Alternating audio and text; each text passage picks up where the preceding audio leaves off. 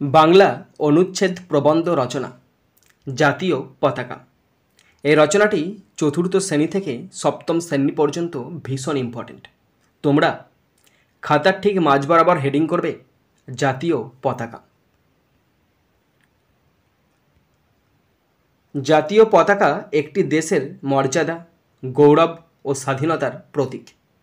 ভারতের জাতীয় পতাকাকে আমরা তিরঙ্গা নামে চিনি। এটি তিনটি অনুভূমিক রঙে বিভক্ত। উপরে গেরুয়া, মাঝে সাদা এবং নিচে সবুজ। মাঝখানে একটি নীল রঙের অশোক চক্র রয়েছে, যার 24টি দণ্ড। এই প্রতীক আমাদের দেশের আদর্শ, সংস্কৃতি ও ঐতিহ্যের পরিচয় বহন করে। গেরুয়া রং সাহস ও আত্মত্যাগের প্রতীক, সাদা রং শান্তি ও সত্যের প্রতীক, আর সবুজ রং উন্নয়ন ও জীবনের প্রতীক হিসেবে বিবেচিত হয়। মাঝের অশোক চক্রটি ধর্মচক্র, যা সত্য, ন্যায় ও প্রগতির পথ দেখায়। ভারতের স্বাধীনতা সংগ্রামের ইতিহাসের সঙ্গে এই পতাকার গঠন ও রঙগুলোর গভীর যোগ রয়েছে। 15ই আগস্ট 1947 সালে প্রথমবারের মতো ভারতের জাতীয় পতাকা লালকেল্লার প্রাচীরে উত্তোলিত হয়েছিল।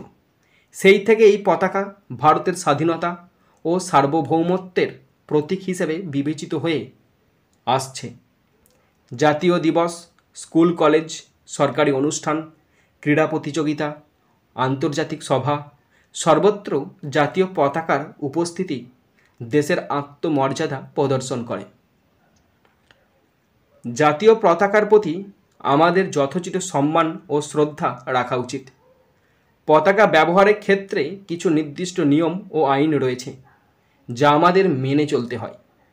পতাকার কোনো অবমাননা দেশের গৌরবের অবমাননার সমতুল্য।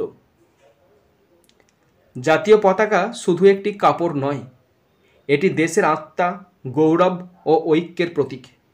তাই এর প্রতি আমাদের হৃদয়ের গভীর থেকে শ্রদ্ধা থাকা উচিত এবং আমরা যেন সবসময় তিরঙ্গার সম্মান রক্ষা করি।